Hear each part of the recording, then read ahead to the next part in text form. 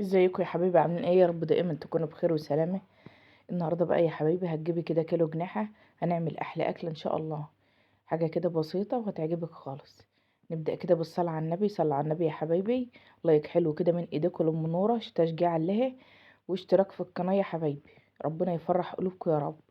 معانا هنا بقى اللي جناحه. الحته ديت طبعا القطعه ديت انا بشيلها، هي ملهاش لازمه، اللي هي الطرف دي يا حبايبي دي ملوش لازمه. اللهم صل على النبي، دي ملوش لازمه خالص. الحته اللي هي فوق الجناح ديت انا بشيلها، حبه تخليها ماشي، حبه تسيبيها براحتك. عادي خالص يا حبيبتي، والف هنا وصحه على قلبكم.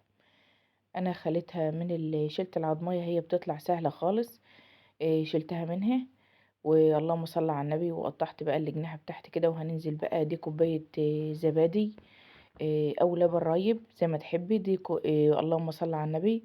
ومعايا هنا بصلايه بشراها بميتها يا حبايبي. معانا هنا كزبره، قرفه، بابريكا، كمون، فلفل.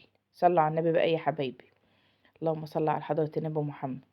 معانا هنا 4 فصوص توم. ومعانا هنا الكاتشب ده يا حبايبي، انا عاملاه على القناه لو حابين تشوفوه وتنوروني يا حبايبي. كاتشب كده جميل. هتحط كده معلقه حلوه كده بالصلاه على النبي. اللهم صل على حضره النبي محمد. جميل خالص. الله يبقى حلو من ايدك كده يا حبايبي. معانا بقى هنا يا حبايبي، اللهم صل على النبي، دبس رمان. ده دبس رمان. هتحط قيمة 3 معالق من اللي هي بتاع الأكل.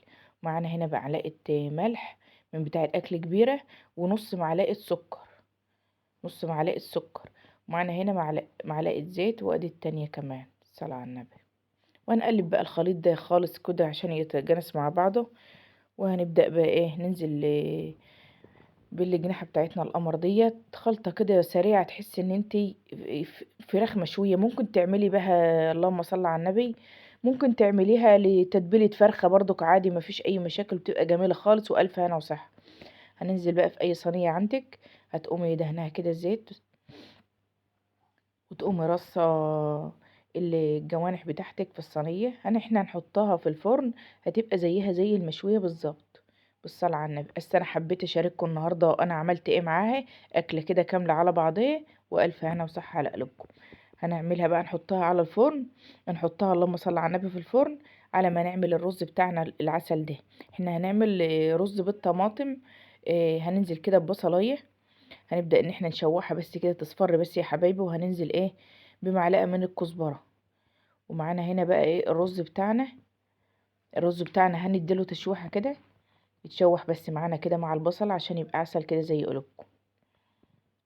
لايك حلو بقى لام نوره يا حبايبي، واللي مشتركش مع ام نوره يا ريت ينورها ويشترك معاها في القناه يا حبايبي. وهننزل بقى بالطماطم بتاعتنا الفريش. انا ضربها في الخلاط ومصفياه. معانا بقى نزلنا بكمون وفلفل وملح يا حبايبي. هننزل بقى بالميه بتاعتنا ونعقتها. وهنا بعد ما بدأ ان هو ايه ينشف معانا، هنهدي عليه النار، وهنسيبه مع نفسه كده واحده واحده. اهم حاجه الرز بطماطم ده تهدي عليه النار، وتقلبيه كده ايه، وتخليكي بالك منه وما تعليش النار.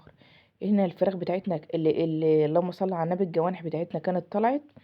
بدأت ان انا شفت الصوص اللي نزل منها دي، روحي تقومي جايه ايه، عاملاه بالفرشه كده ودهناه. هي ايه عسل كده وخالص وجميله وعامله زي المشويه بالظبط. بعد ما تبدأ ان هي تنشف من تحت، ترفعها على الشعلة ان هي تاخد لون. ايه رأيكم بقى؟ وعملت معاها بطاطس كده محمرة بالصلاة على النبي. وادي الكاتشب بتاعنا، والرز بتاعنا القمر كان استوى. والف هنا وصحة على قلوبكم. لو وصفتي النهاردة عجبتكم، اكلة كده بسيطة وسهلة ومش مكلفة، يا ريت تدعموني كده باشتراك في القناة. واسيبكم بقى يا حبيبي في رعاية الله.